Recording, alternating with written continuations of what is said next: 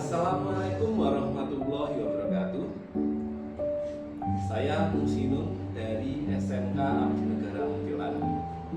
Saya adalah peserta kegiatan upskilling dan reskilling Balai Besar Penjaminan Mutu Pendidikan Vokasi, Bisnis dan Pariwisata Angkatan 4, jurusan Otomatisasi Tata Kelola Perkantoran.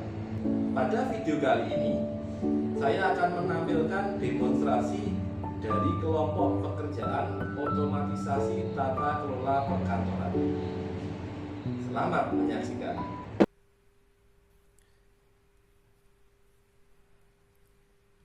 Video ini mensimulasikan bagaimana pengelolaan pajak perusahaan di CV Sinun Komputindo Uno. Sebelum kita masuk pada pengelolaan pajak perusahaan, sekretaris perlu melihat terlebih dahulu pada lembar checklist dokumen pajak perusahaan. Minimal terdapat NPWP, EVIN, SPT tahunan, SKT, dan bukti potong pajak. Namun, sebelumnya kita perlu mengetahui terlebih dahulu secara singkat apa itu dokumen-dokumen pajak yang biasanya dipergunakan oleh perusahaan.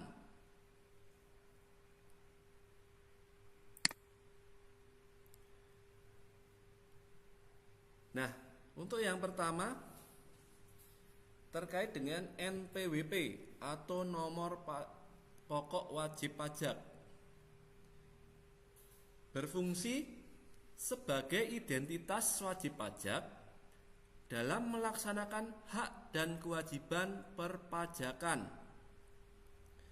Fungsi lain dari NPWP adalah sebagai berikut, yaitu sebagai persyaratan untuk yang pertama, membuka rekening bank. Yang kedua, mengurus surat izin usaha perdagangan atau SIUP. Berikutnya, melakukan impor dan ekspor barang. Selanjutnya, melakukan pembelian tanah dan bangunan. Dan yang terakhir, melakukan transaksi keuangan lainnya. Berikutnya untuk EVIN atau Electronic Filing Identification Number, yaitu identitas elektronik yang digunakan untuk melakukan pelaporan pajak secara elektronik melalui e-filing DJP online. Fungsi lain dari EVIN meliputi yang pertama, melaporkan SPT. Yang kedua, membayar pajak.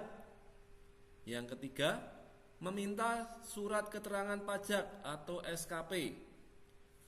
Yang keempat, melakukan korespondensi dengan DJP. Selanjutnya untuk SPT tahunan atau surat pemberitahuan tahunan, yaitu formulir yang digunakan untuk melaporkan penghasilan, pemotongan pajak, dan pajak terutang selama 1 tahun pajak. Adapun fungsi lain dari SPT tahunan meliputi yang pertama, digunakan sebagai dasar penetapan pajak terutang. Yang kedua, digunakan sebagai bahan pembinaan dan pengawasan perpajakan. Dan yang ketiga, digunakan untuk analisis data perpajakan. Berikutnya untuk SKT atau surat keterangan terdaftar, yaitu bukti bahwa suatu perusahaan telah terdaftar sebagai wajib pajak dan telah memperoleh NPWP. Fungsi lain dari SKT meliputi yang pertama, digunakan untuk membuka rekening bank. Yang kedua, mengurus surat izin usaha perdagangan atau SIUP. Yang ketiga, melakukan pembelian tanah dan bangunan. Dan yang keempat, melakukan transaksi keuangan lainnya.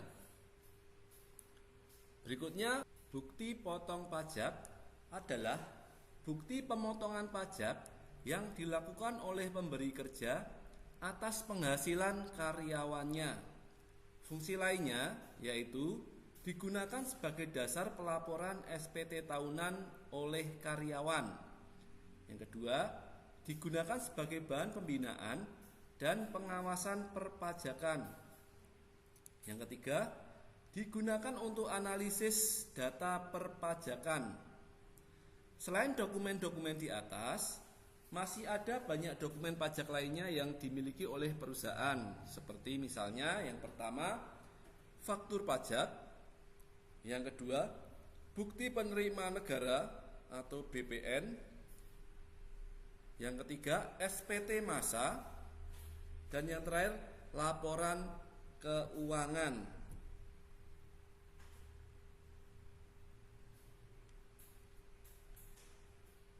Nah, setelah kita mengetahui dan memahami definisi dari dokumen-dokumen perpajakan, maka selanjutnya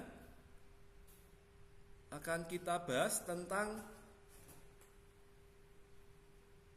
dokumen-dokumen tersebut. Dan ini adalah merupakan simulasi dari dokumen-dokumen perpajakan yang saya unggah dari internet.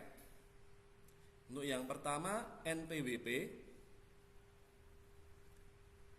Seperti pada contoh. Dan di sini nanti nama perusahaan yaitu CV Sinun Komputindo Uno. Dan berikutnya Evin. Nah, ini ada contoh nomor Evin. Selanjutnya surat permohonan Evin.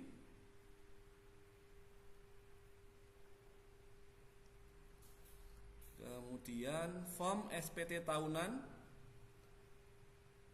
Nah, ini ada prosesnya, pencatatan, perekaman harta dan seterusnya.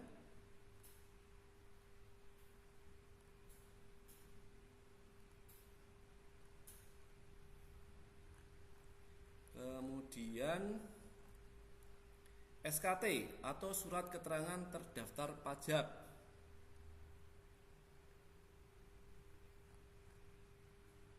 Dan terakhir, bukti potong pajak.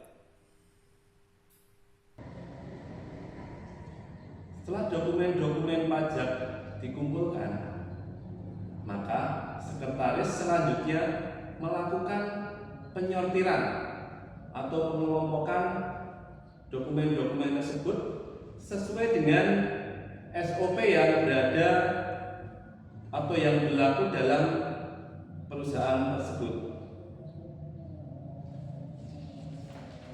Nah, di sini sudah ada NPWP. Baik, sekalian kita sortir NPWP, kemudian Evin, ya.